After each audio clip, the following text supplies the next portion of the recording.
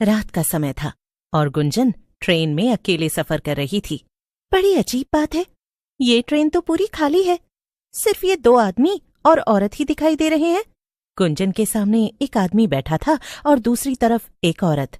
अचानक से वो आदमी ट्रेन के बाहर देखता है और जोर से चिल्लाकर कहता है, राजगढ़ का स्टेशन आने वाला है, सब लोग चौकन्ने हो जाओ। इतना कहकर वो आदमी आंखें बंद कर लेता है। ऐसा लग रहा था जैसे वो सो गया हो। ये देखकर गुंजन चौंक जाती है। अरे, ये क्या था? बड़ा ही पागल आदमी है, ऐसे अचानक से चिल्लाया क्यों? और इसके चिल्लाने के बाद बाकी सब भी आंख बंद करके सो गए। अजीब है। मगर तभी एक औरत की आवाज पूरी ट्रेन में गूंजने लगती है। आ गई, मैं आ गई, भेलपूरी बेचने आ गई। बोलो बोलो, किसे खानी है मेरी लाल लाल चटपटी भेलपूरी? अरे वाह, मुझे तो लगा ही नहीं था इतनी रात गए मुझे ट्रेन में कुछ खाने को मिलेगा। कब से भूख लगी थी, मगर अच्छा ही है ये भेलपूरी वाली आ गई। अभी पैसे निकाल लेती हूँ। गुंजन जैसे ही पर्स में से पैसे निकालने लगती है तो उसके सामने बैठा आदमी आंखें खोलते हुए गुस्से में कहता है, भेलपूरी वाली से कुछ मत लेना, वो भेलपूरी खिलाकर तुम्हें ट्रेन से उठा ले जाएगी। हाँ, भेलपूरी मत खरीदना। वाकई में बड़ा अजीब आदमी है, कैसी बहकी बहकी बातें कर रहा है। अरे मुझे भूख लगी है तो मैं भेलपूरी क्यों ना लूं? हाँ, बड़ा आया। तभी लंबा घूंघट डाले वो भेलपूरी बेचने वाली औरत वहां आ जाती है और गुंजन की सीट के सामने रुककर उससे कहती है, ओ दीदी, चटपटी मसालेदार भेलपूरी ले लियो, बड़ी मजेदार है। हाँ हाँ, मुझे लेनी है तुम्हारी भेलपूरी, मगर ये बताओ कि कितने की है एक प्लेट? अरे ले लो, पहले खाकर तो देखो, फिर बताएंगे दाम। अच्छा ये भी सही है, लाओ फिर खिलाओ। गुंजन औरत के हाथ से भेलपूरी ले लेती है और खाने लगती है। वाह, अरे वाह वाह, क्या भेलपूरी बनाई है, मजा ही आ गया। और ये पागल आदमी मुझसे कह रहा था कि मैं भेलपूरी ना खरीदूं। अच्छा, अब बताओ इसके पैसे कितने हुए? लेकिन वो औरत कुछ नहीं कहती, उल्टा जोर जोर से डरावनी हंसी हंसने लगती है।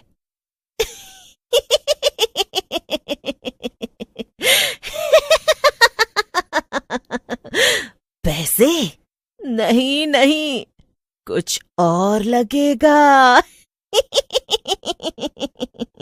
ये कहकर वो औरत घूंघट हटाती है। घूंघट के नीचे एक डरावनी चुड़ैल थी। क्या? चुड़ैल? तुम तो एक चुड़ैल हो? हाँ, तो मैंने कब कहा कि मैं माधुरी दीक्षित हूँ, हैं?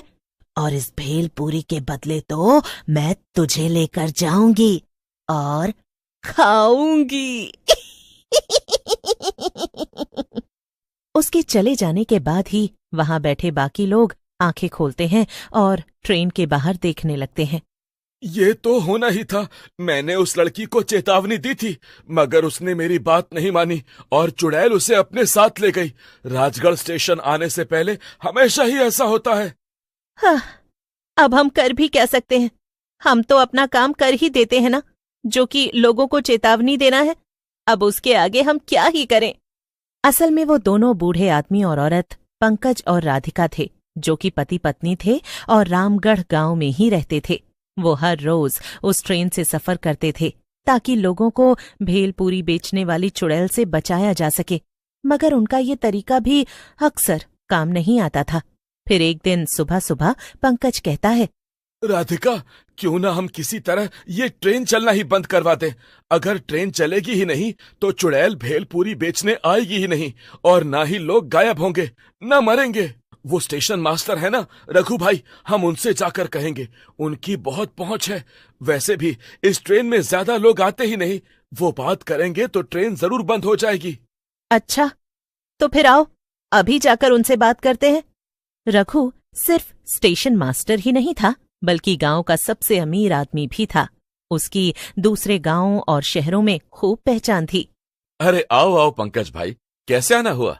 रघु भैया, आप तो जानते हैं कि हमारे स्टेशन से गुजरने वाली जो ट्रेन है, पिछले 3 महीनों से उस पर एक भेलपूरी बेचने वाली चुड़ैल का साया मंडराने लगा है। वो रात को आती है और जो भी उससे भेलपूरी खरीदता है उसे अपने साथ ले जाकर मार देती है। हाँ हाँ, मैंने ऐसी बहुत सी अफवाहें सुनी है, पर मैं क्या करूं? भैया, आप ना ये ट्रेन ही बंद करवा दीजिए। ट्रेन बंद हुई तो ना तो भेलपूरी बिकेगी, न लोग गायब होंगे। क्या? एक चुड़ैल की कहानी के चक्कर में ट्रेन बंद करवा दूं?